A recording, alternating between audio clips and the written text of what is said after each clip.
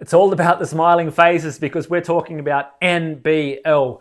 I'm going to preview the two Sunday matchups with Perth and South East Melbourne. They both got a win here on Friday night. Just finished watching the games, have a lot to talk about.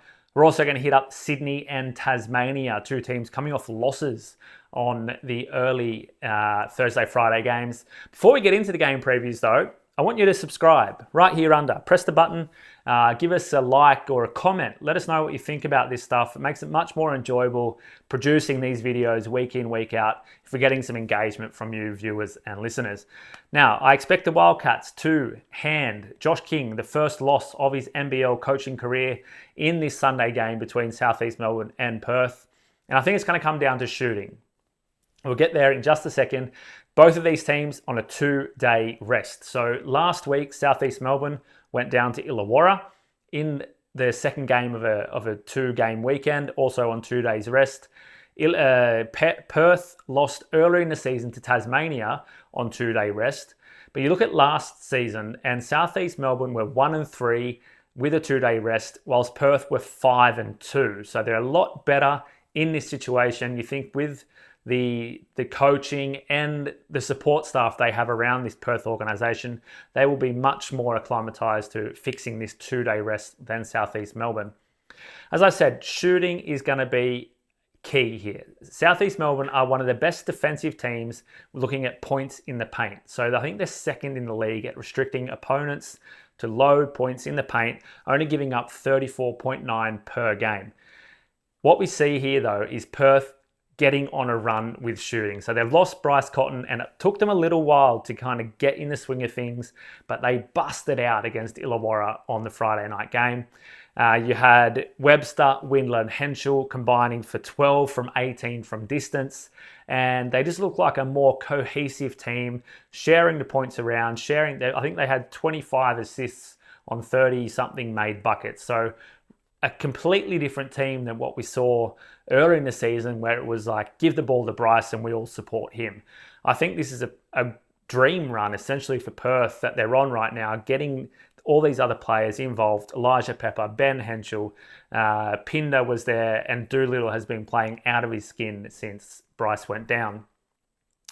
South East Melbourne also give up a very high 3-point percentage to their opponents, 35.5%. From distance that their opponents are shooting this season.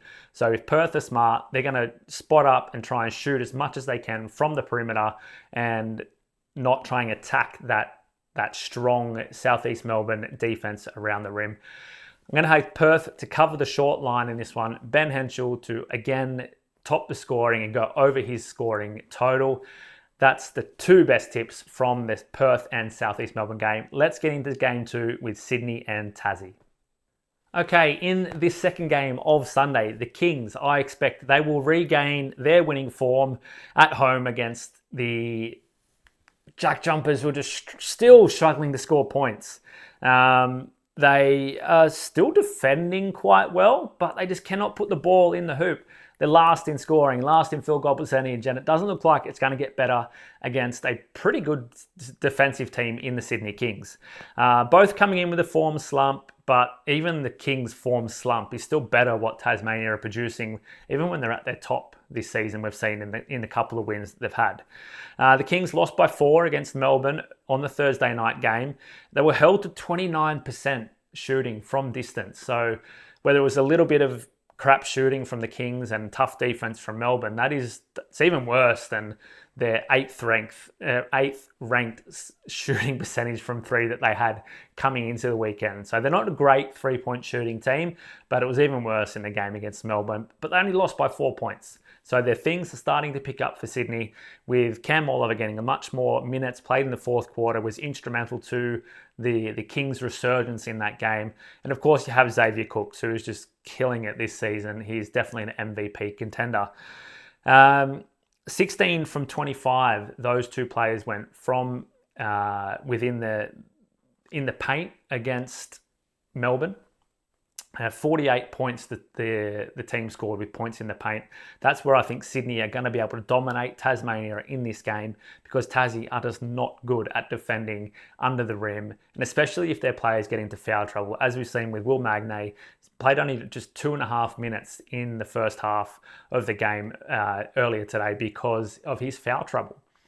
Tassie allow the most points in the paint to their opponents, 43.8 per game. So it's a very high number, and you would expect the likes of Xavier Cooks, Jalen Adams, if he plays, and Cam Oliver to attack the rim. Cooks is shooting 59.6% from the field this season. It's third best in the league. He has the most points in the paint of any player in the league, 12.4 per game. So all of these trends, all of these numbers are matching up and pointing to one direction, that Cooks is going to explode, and Tasmania just cannot defend a player of his caliber so close to the rim. The JackJumpers, as I said, already disgusting in scoring. They're 10th in the league in scoring, 10th in field goal percentage, and coming up against the 4th best scoring defense in the Sydney Kings, who also allow the second worst opponent field goal percentage. They keep their opponents to a very low field goal percentage in any case, and that is 42.3%. So this game, I think it's pretty easy to tell. Sydney Kings are going to win. They're going to cover the line. I think the game total will go under, with Tasmania not being able to score. I'm going to lock in Xavier Cooks to go over his points total, smashing it down low. They're the two Sunday game previews. One more to come this weekend with the Monday game. Say hello to the little cat. He's going to help me out here. And enjoy your NBL weekend.